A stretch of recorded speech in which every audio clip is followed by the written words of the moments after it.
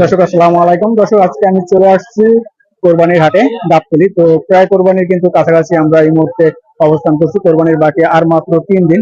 তো এই মুহূর্তে আপনাদেরকে আমি যে গরুটা দেখাচ্ছি আপনারা দেখতে পাচ্ছেন একদম কালো একটি গরু, এবং গরুটার সামনে কিন্তু আসলে অনেক মানুষ ভিড় করছে, কারণ গরুটা একটু অন্য রকমের, বলতে পারেন যে বাজারের সেরাদের ভিতরে একটি গরু।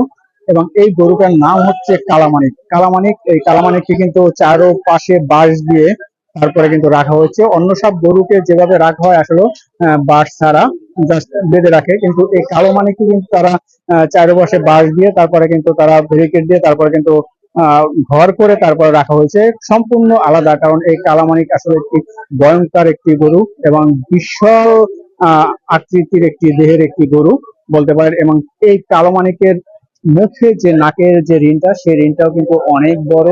আপনারা যদি একটু লক্ষ্য করেন যে কালো মানিকের মুখে কিন্তু বিশাল একটি রিং করানো আপনারা দেখতে পাচ্ছেন। এবং এই গরুটা কিন্তু একদম সারা বাড়ানা, সম্পূর্ণভাবে কোনো রশি নাই গরুটার সাথে। আপনারা দেখতে পাচ্ছেন গরুটা একদম তারপরে রাখছে এই ঘরের ভিতরে।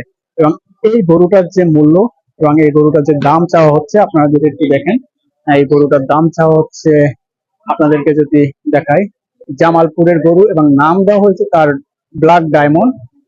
প্রাইস প্রাইস হচ্ছে 11,99,000। আপনারা যদি একটু লক্ষ্য করেন যে এখানে কিন্তু আসলে প্রাইস দেওয়া আছে সম্পূর্ণ, এখানে কোনো দামাদামি বা কোনো দর কষাকষি কোনো অপশন নাই একদম। এবং গরুটা কিন্তু আসলে সম্পূর্ণ আলাদা অন্য অন্য গরুর চেয়ে, কিন্তু অন্যান্য গরু যেভাবে রাখা হয় সেভাবে কিন্তু আসলে রাখা হচ্ছে না। তাকে একটি ঘরের ভিতরে তারপরে বাঁশ দিয়ে ব্রেকেট দিয়ে তারপরে কিন্তু রাখা হয়েছে দর্শক।